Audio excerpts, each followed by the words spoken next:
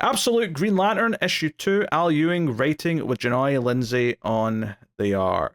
What did you think of issue 1 of this before we get into it? I liked it a lot. Obviously, it's very different. Probably one of the more different versions of these Absolute books. The way it like has so many of the standard Earth Lanterns right from the off, all in like this one town and completely Greenvale. yeah, and changes like all of them like that. I think that's a very interesting take on what it is, and not what I expected going in. Yeah, it's definitely playing with a lot of the not all of them, admittedly. You know, we've not seen like say a Kyle or a Jessica yet, I don't think, but we've got a bunch of them. It's interesting that Joe's the one that seems to be becoming the first Green Lantern out of the humans. That's kind of cool. And then Hal, of course, is like the Black Hand. You know, this universe's version of that is attached itself to him, and that's a whole thing. Well, let's just get the first thing out of the way. It's a shame Matt's not here for me to really enjoy this. But this is the third time in like a year and a half where I have watched Guy Gardner die, and I love it. I love it. I love that they keep doing this just for me. It's so good. Just at least he's not going to die in the Superman movie.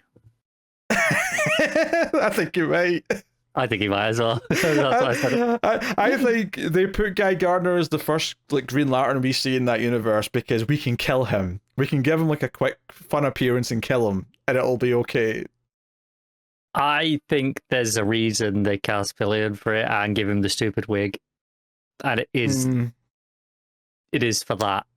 But okay, I could be wrong, but yeah, I do suspect that is very likely.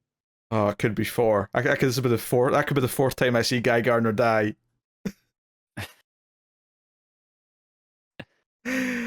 Oh dear. What a time. Miserable. What a time to be alive. So yeah, so we're still jumping backwards and forwards where we sort of pick up with Joe and Hal in that diner where Hal's hand like consumed everything. And also jumping back to just after Abin Sur arrived and sort of entrapped the town in the Green Dome. For example, Abin Sur is like the Abin Sur, not. Yeah, it's not a name. It's a thing or a title maybe.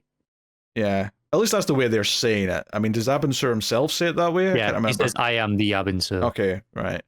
And speaking of things being a bit more horror focused in this universe, like Abin Sur, like he looks creepier for a start.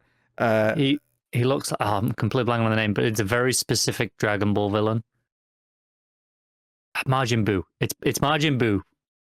Yeah, like just trust me, it is. Margin Boo. How is anyone supposed to take that name seriously? Majin, I think. And Boo, B-double-U. Well, B-U-U. Yeah. All right, so Hal and Joe converse. She tries to sort of calm him down and say, did you do this? And he's like, I try to hold it back. Stay away from me, Joe. The hand's got a mind of its own. I try and hold it back, but willpower doesn't seem to work this thing, which obviously is specifically choosing that words for the sake of the whole thing.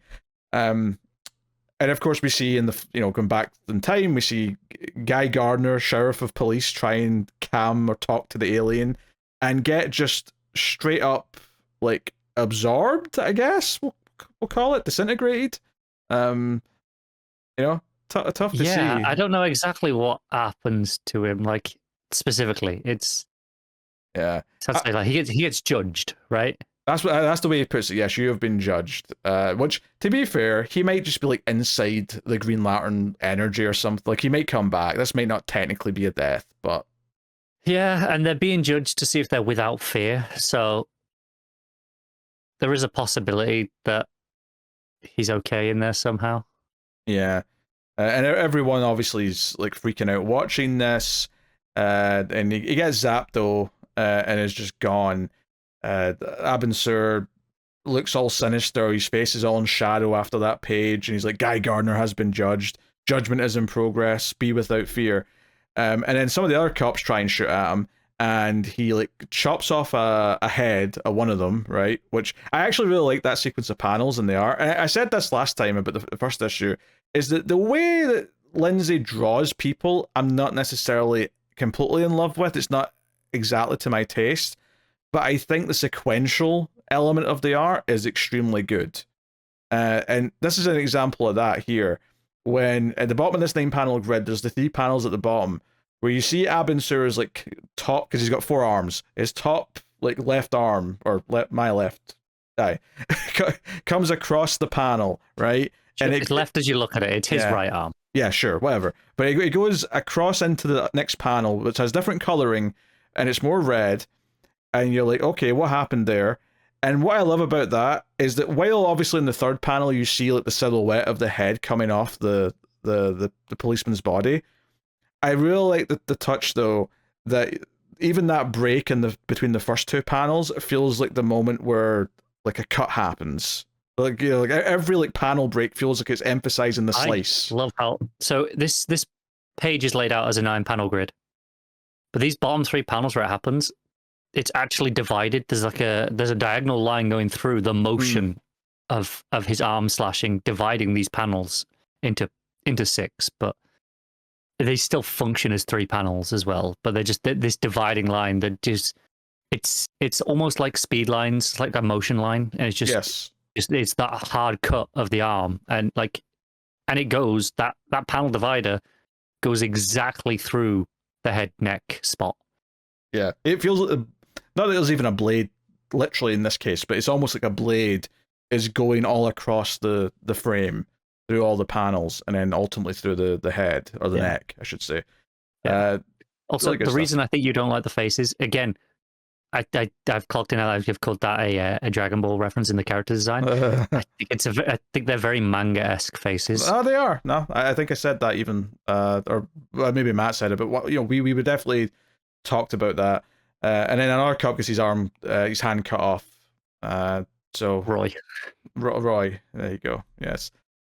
So yeah, all carnage again, very horror movie-esque in a lot of ways, the way this all goes down. And for some reason, Hal, and to be fair, I do think this is in character for Hal. When I think of Hal Jordan doing something stupid and impulsive. Yeah, that's exactly Hal Jordan. So I can't fault this, but he picks up one of the guns that have been dropped and points it at Abin Sur, and everyone's like, Hal, did you not just see what happened to everyone else that just tried to shoot at it? Maybe this is a bad idea. Maybe we shouldn't do this. So it's a whole thing. Anyway, Abin Sur like sort of takes off, like a rocket with Green Lantern energy, and and so they're trying to like save one of the cops that was shot or was injured, and everyone's sort of trying. And it turns out that Hal still has the gun, like he never handed it over, and it kind of like materializes out of his black hand, like it's made of the energy or something.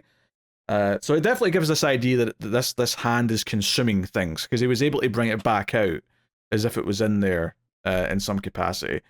So which makes you think that maybe that's what Abin Sur was doing with some other people as well. Like Guy, like they're still in there in some form. Like, is he collecting people for a reason or something? Tough to say. But then again, we don't know how Joe ended up with this green power either. So we still don't have the full picture of like all the town events that lead to that.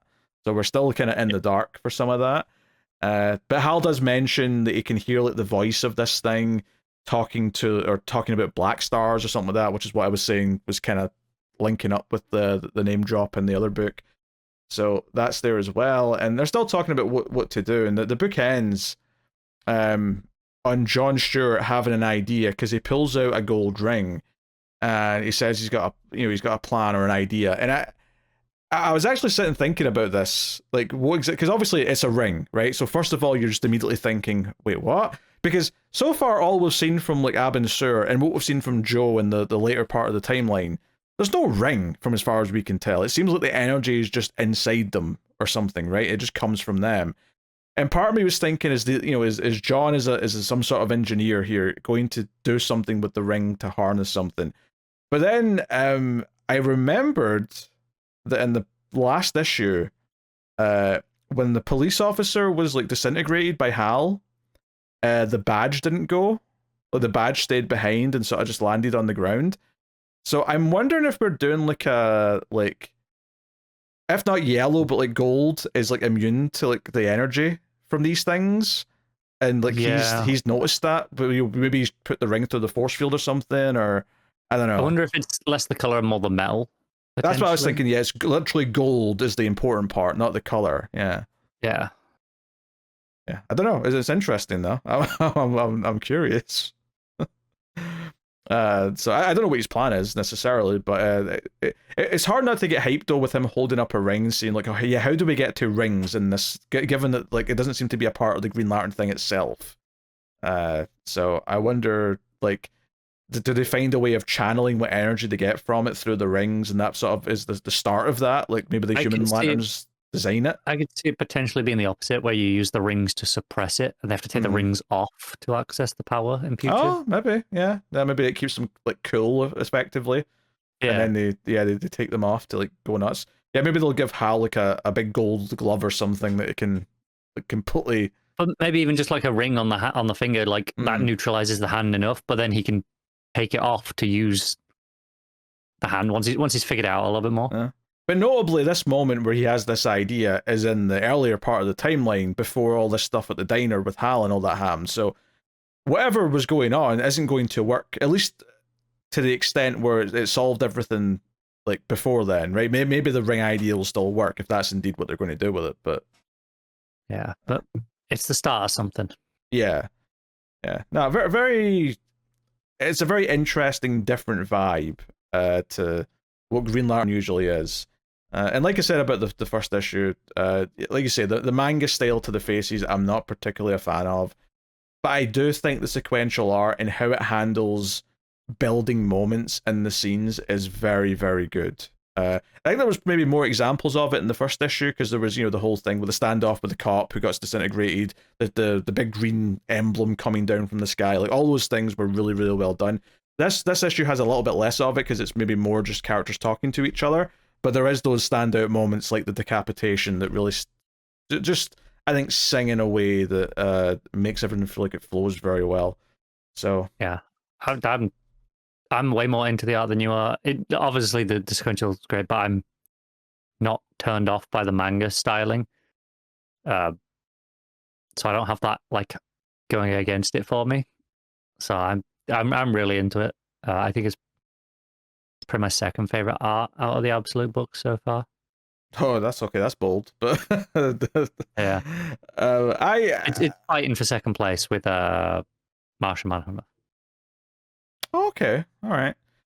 Yeah. It's funny because I think this book is definitely it didn't grab me necessarily as much as the initial Trinity or Martian Manhunter did with its first issue, but I think after 2 issues, it's building something really unique that's different to them that I'm really into and I'm excited about. I think for me, the one that's been the least interesting so far is Absolute Flash. It's not bad, and I definitely am a bit more into it after issue 2, but it definitely feels the most like straightforward out of all of them.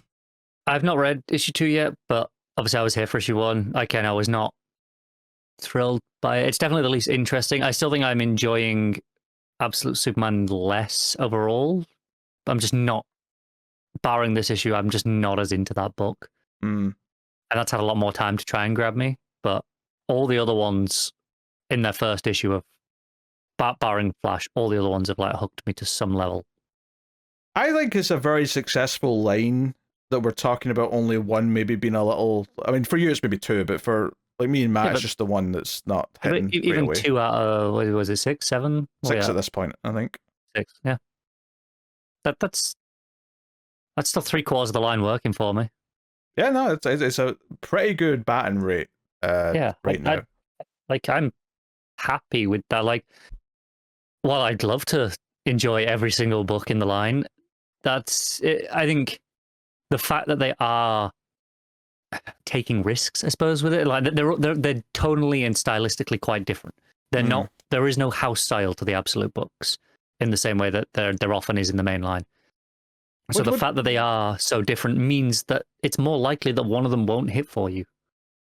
Yeah, and I like that there's no like through line style. I like that they all get to feel a little bit unique. And I agree. That's a good thing. Like, I can see, for example, Manhunter really not working for a lot of people. I can see that turning a lot of people off. But also, I kind of loved it, and I like. But then maybe there are people who love the Flash book. I don't know. I haven't met any yet, but maybe they're out there. I mean, I don't think the Flash was bad. It's just not as capturing. It's not exciting. Yeah. Just one thing I mentioned on this before we rate it is that I do also like the part where Hal's talking about what the Black Hand might be, and he's sort of like being kind of vague, but he's like, oh, it feels like something that should be forgotten, that it should be weak, that no one believes in, but something fed it and something changed and now it's strong. And that he's almost talking about it like it's Freddy Krueger. Like, if no one believes in it, there's no power. But because someone started believing in it, so someone gave it the power to like kind of get kickstarted.